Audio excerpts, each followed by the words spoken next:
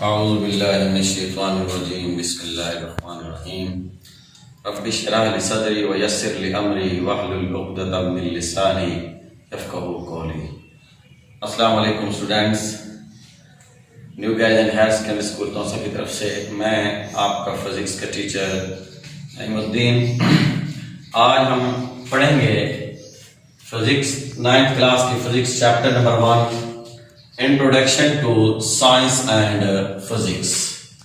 तो हमारे लेक्चर की जो मेन आउटलाइंस हैं, जिन जिन टॉपिक्स पे हम डिस्कस करेंगे, सबसे पहले साइंस के बारे में, उसके बाद natural philosophy, branches of natural philosophy, physics की डेफिनेशन और रोजमर्रा जिंदगी में फिजिक्स की इंपॉर्टेंस। तो आइए सबसे पहले पढ़ते हैं What is science? कि साइंस है क्या।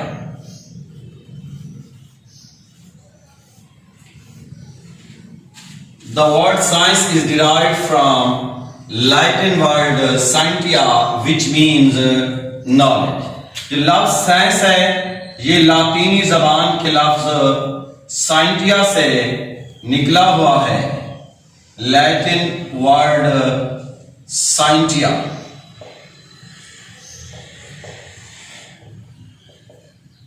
which means knowledge। लफ्ज साइंस लातीनी जबान के लफ्ज साइंटिया से निकला हुआ है, जिसका मतलब है इल्म।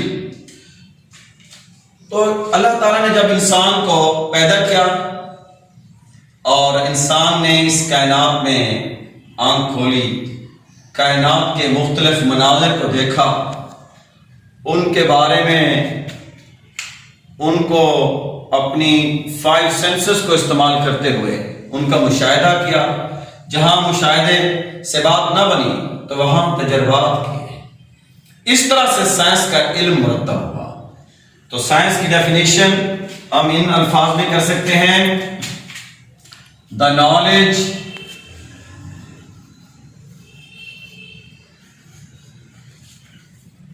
gained through observations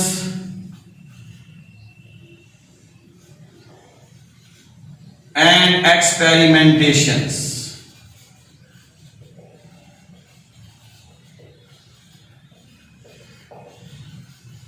is called science।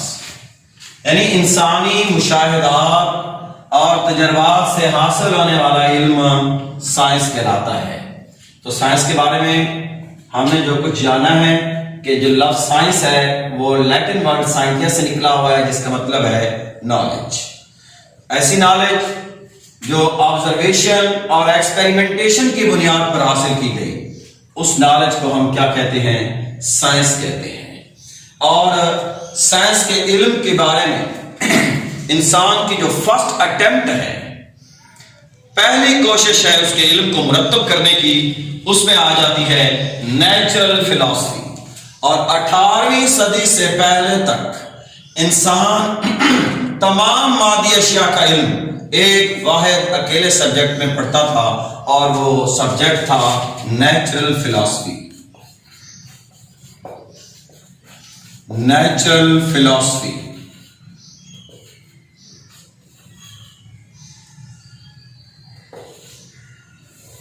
Natural philosophy natural philosophy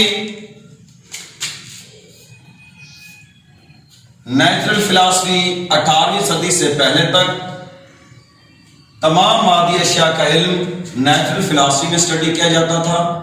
और इस इल्म में चाहे कोई जानदार अशिया थी या बेजान अशिया, सबको इसी अकेले सब्जेक्ट में स्टडी किया जाता था। इसीलिए नेचुरल फिलॉसफी की डेफिनेशन हम इस तरह कर सकते हैं: the knowledge of living and non living things.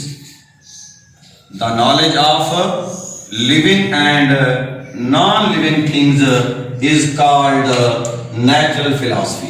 यानी जानदार अशिया और बेजान अशिया दोनों के बारे में इसी एक सिंगल सब्जेक्ट में पढ़ा जाता था। As the knowledge increased, जो ही इल्म बढ़ा, साइंस के इल्म ने जो जो तरक्की की, तो इस बात की जरूरत महसूस की गई कि अब तमाम अशिया, तमाम मादी अशिया के इल्म को एक अकेले सब्जेक्ट में पढ़ने की बजाय इसको कैटेगराइज किया जाए, इसकी ब्रांचेस बनाई जाएं। तो इस बिना पर नेचुरल फिलॉसफी को दो बड़ी ब्रांचेस में तकसीम कर दिया गया, बायोलॉजिकल साइंसेस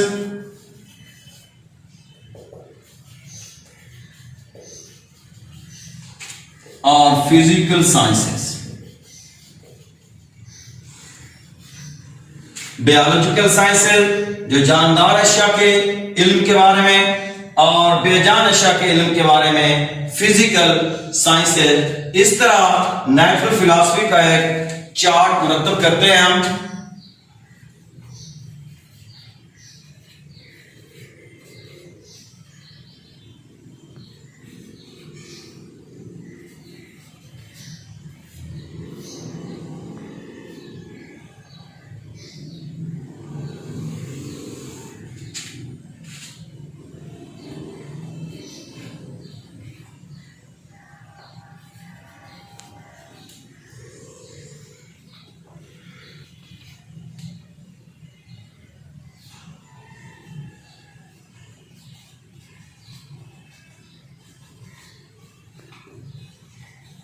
बायोलॉजिकल साइंसेस और फिजिकल साइंसेस। 19वीं सेंचुरी में बायोलॉजिकल साइंसेस और फिजिकल साइंसेस को मजीद इसकी ब्रांचेस में तकसीम कर दिया गया। बायोलॉजिकल साइंसेस को तीन बड़ी ब्रांचेस, ज़ूलॉजी, बॉटनी और माइक्रोबायोलॉजी,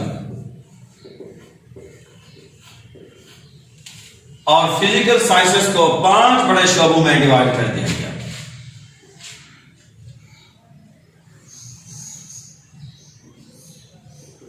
फिजिक्स, केमिस्ट्री,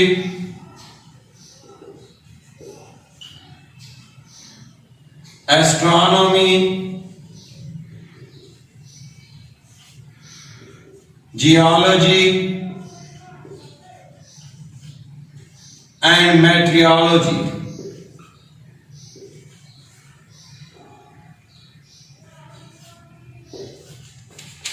उन्नीसवीं सदी में फिजिकल साइंसेस को 5 बड़े शोबों में तकसीम कर दिया गया, फिजिक्स, केमिस्ट्री, एस्ट्रोनॉमी, जियोलॉजी और meteorology.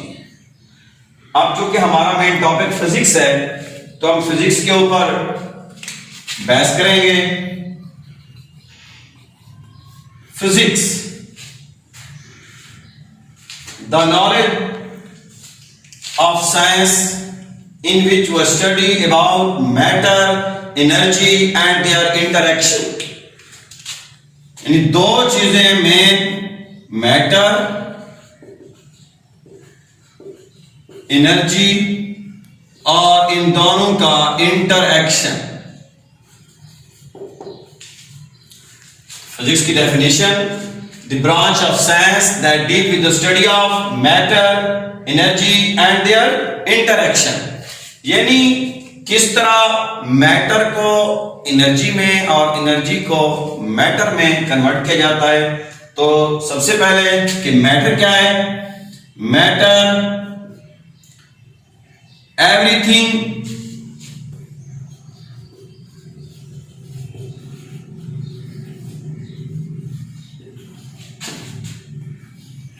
which has mass and occupies space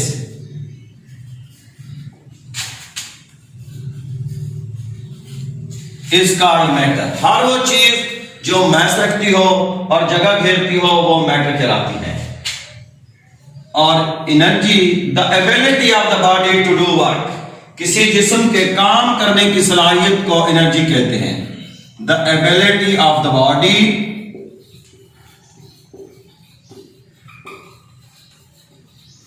to do work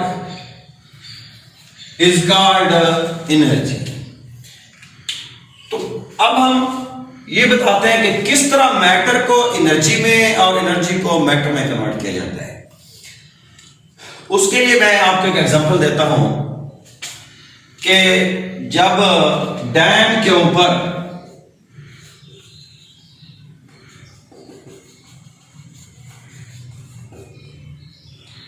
बुलंदी के ऊपर डैम में पानी स्टोर किया जाता है और वाटर फॉल्स नीचे गिराया जाता है टरबाइन के ऊपर, तो ये डैम वाटर जगह भी घेर रहा है, उसका कोई ना कोई मैस भी है, तो ये मैटर। और ये जब इसको टरबाइन के ऊपर गिराया जाता है, टरबाइन घूमती है, उसके पास घूमते हैं, उसके साथ जनरेटर मुंसलिक होते हैं और वहां से हमें इलेक्ट्रिसिटी प्रोड्यूस होती है। इस तरह हमारा जो मैटर था वो इलेक्ट्रिकल एनर्जी में कन्वर्ट हो जाता है। इसी तरह एक और एग्जांपल बताता चलूं आप लोगों को। मैच स्टिक, माचिस की तीली, वो एक मैटर है, लेकिन जब हम उसको जलाते हैं और उस वक्त हमारा जो मैटर है वो हीट और लाइट एनर्जी में कन्वर्ट हो जाता है। मैच स्टिक,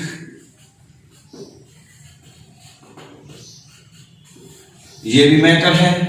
जब इसको मैंने कहा जलाते हैं और वहां से हमें दो चीजें हासिल होती हैं, एक लाइट भी मिल रही होती है और हीट भी मिल रही होती है। इस तरह हमारा ये जो मैटर है वो लाइट और हीट में कन्वर्ट हो जाता है। उसके अलावा ये तो था कि मैटर को एनर्जी में किस तरह कन्वर्ट किया जाता है। फॉर एग्जांपल किसी भी एटम के ऊपर हम कोई गैमा रे छोड़ते हैं,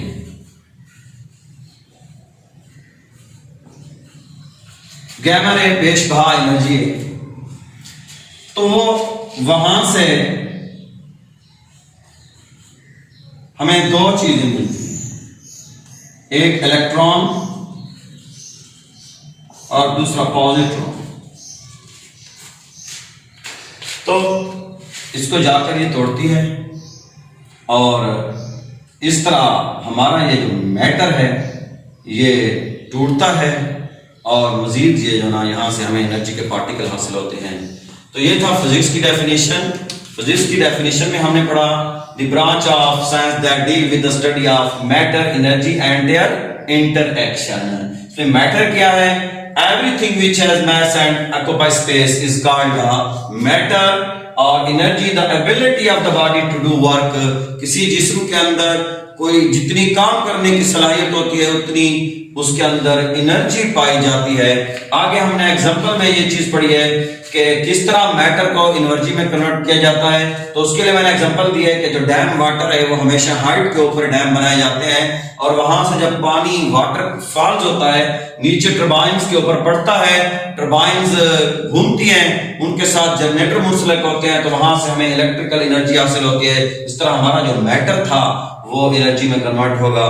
इसी तरह मैंने आपको मैच स्टिक की एग्जांपल दी है और साथ में कि मैंने कहा किसी एटम के ऊपर हम गैमा रेस को छोड़ते हैं तो वहां से हमें इलेक्ट्रॉन और पॉजिट्रॉन हासिल होते हैं, यानी वो टूटता है। इस तरह हमारी जो एनर्जी है वो सब मैटर को जाकर तोड़ देती है और वहां से हमें एनर्जी हासिल होती है। उसके बाद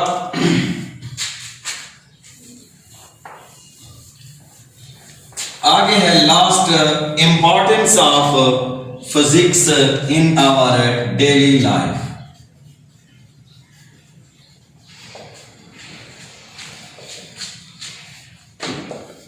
रोजमर्रा जिंदगी में फिजिक्स की अहमियत।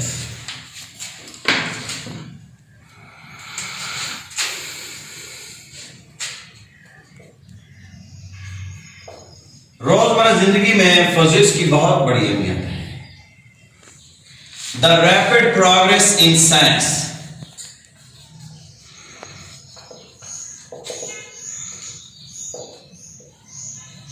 साइंस के अंदर साइंस ने जो बार रफ्तार तरक्की की है due to discoveries and inventions.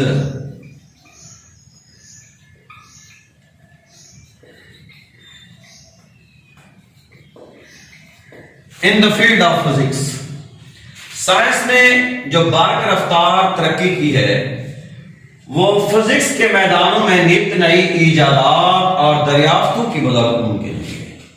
यानी हम ये कह सकते हैं साइंस की तरक्की फिजिक्स की मरहून मिन्नत है।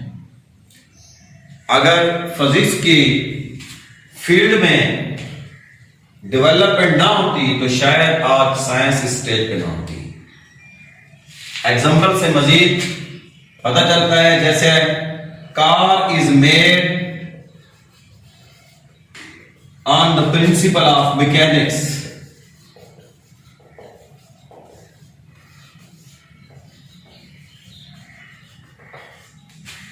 कार मैकेनिक्स के असूल पर बनेगी। मैकेनिक्स फिजिक्स की ब्रांच है। कार को मैन्युफैक्चर करते वक्त इलेक्ट्रिकल इंजीनियर्स, मैकेनिकल इंजीनियर्स और फिजिक्स के रूल्स और असूलों को बुरकार लाया जाता है। इसी तरह रेफ्रिजरेटर वर्क्स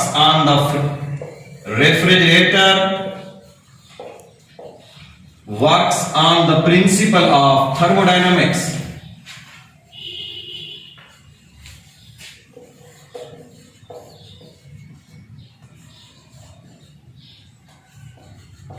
फिजिक्स की बुनियाद थर्मोडायनामिक्स है। Thermodynamics is also branch of physics.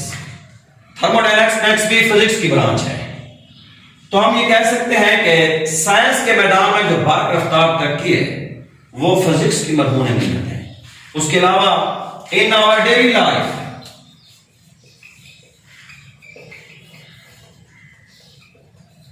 We hardly find a device where physics is not involved. हमारी रोजमर्रा जिंदगी में शायद ही कोई ऐसा आला हो जहां फिजिक्स का अमल दखल ना हो। In our daily life we hardly find a device where physics is not involved.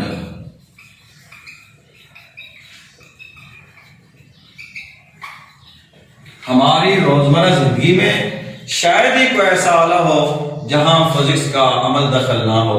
अब इस बात की क्लैरिफिकेशन हम अपने रोजमर्रा जिंदगी की एग्जांपल से करते हैं। सबसे पहले देखिएगा पुल्ली। पुल्ली एक छोटी सी डिवाइस है which is use to lift heavy loads easily, जो भारी एशिया को आसानी से उठाने में मदद देती है। पुल्ली का क्या फंक्शन है जी? लिफ्ट हैवी लोड्स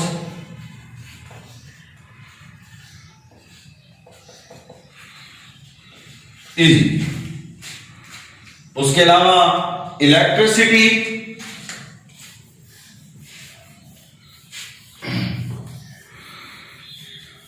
एक एग्जांपल हमने दी अपनी रोजमर्रा जिंदगी से पुल्ली वाली। दूसरी एग्जांपल है इलेक्ट्रिसिटी।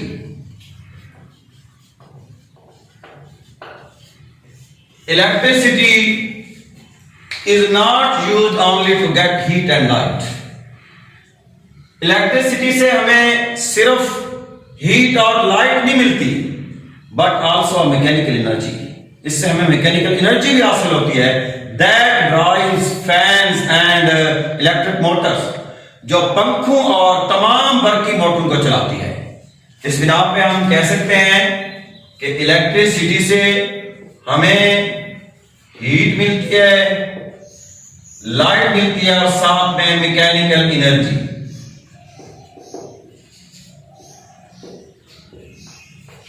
ये दूसरी एग्जांपल हमारे रोजमर्रा जिंदगी की। पहली पुल्ली जो भारी अशिया को आसानी से उठाने में मदद देती है। दूसरी एग्जांपल दी है electricity. Electricity is not only used to get heat, light, but also mechanical energy. And electricity is the widely used form of energy in our daily life. हमारी रोजमर्रा जिंदगी में सबसे ज्यादा एनर्जी की टाइप जो इस्तेमाल होती है वो इलेक्ट्रिसिटी है। आप देख लें, कोई ऐसी हमारी मोटर्स नहीं है, इलेक्ट्रिक मोटर नहीं है, जैसी मोटर्स नहीं है, ऐसी कोई मशीन नहीं है जो इलेक्ट्रिसिटी के बगैर चलती हो। इस बिना पे हम कह सकते हैं electricity is the widely used form of energy in our daily life. उसके अलावा रोजमर्रा जिंदगी से एग्जांपल देते हैं डोमेस्टिक अप्लायंसेस,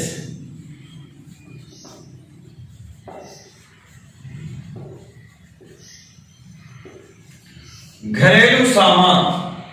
अपने घरों के अंदर गौर करें, हमारे घर के अंदर इस्तेमाल होने वाला हर आला, हर इंस्ट्रूमेंट, हर डिवाइस वो फिजिक्स की मरहून मिन्नत है, उसको फिजिक्स के असूलों और लॉज के ऊपर उसको बिल्डअप किया गया है। मिसाल के तौर पर रेफ्रिजरेटर है,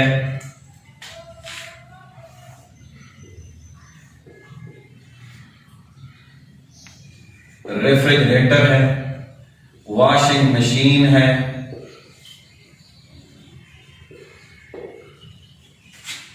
फैंस हैं, जूसर ब्लेंडर है, वैक्यूम क्लीनर है,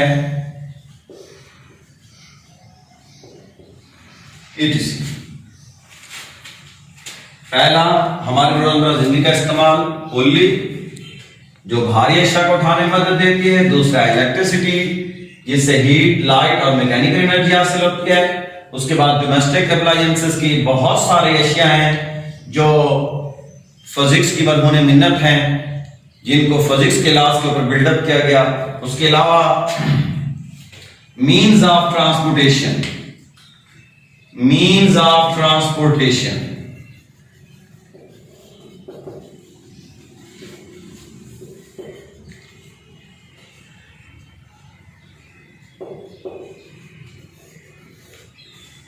ज़राए आमद-ओ-रफ्त, कार्स हैं, बसेस हैं, एरोप्लेन हैं, वगैरह वगैरह, ये सब फिजिक्स के असूलों के ऊपर बनाए गए हैं। For example cars,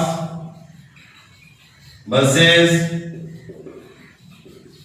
aeroplanes, etc all works on physics principle।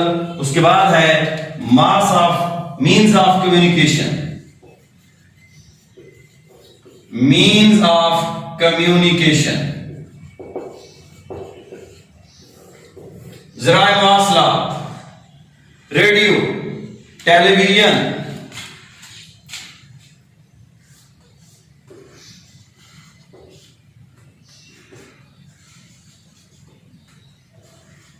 Radio, television, computer, all works on physics principle. ये सब के सब फिजिक्स के असूलों पर काम करते हैं। And the most and the modern invention of physics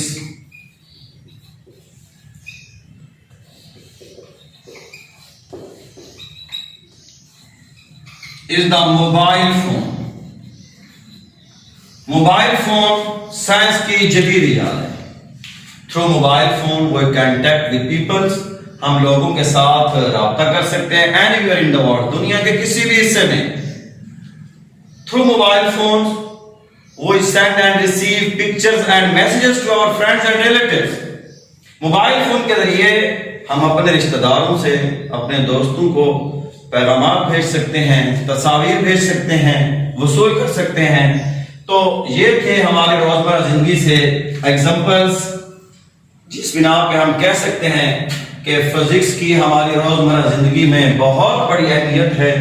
और इसी बिना पे हम कह सकते हैं कि शायद ही कोई ऐसा आलम हो हमारी रोजमर्रा जिंदगी का जहां फिजिक्स का अमल दखल ना हो। तो स्टूडेंट्स, आज हमने पढ़ा फिजिक्स के इंट्रोडक्शन में science, natural philosophy, branches of natural philosophy, physics की डेफिनेशन और फिजिक्स की रोजमर्रा जिंदगी में इंपॉर्टेंस। उम्मीद है आप लोगों को समझ आ गई होगी। इंशाअल्लाह अगले लेक्चर के साथ फिर हाजिर होंगे, तब तक इजाजत दीजिए। अल्लाह हाफिज।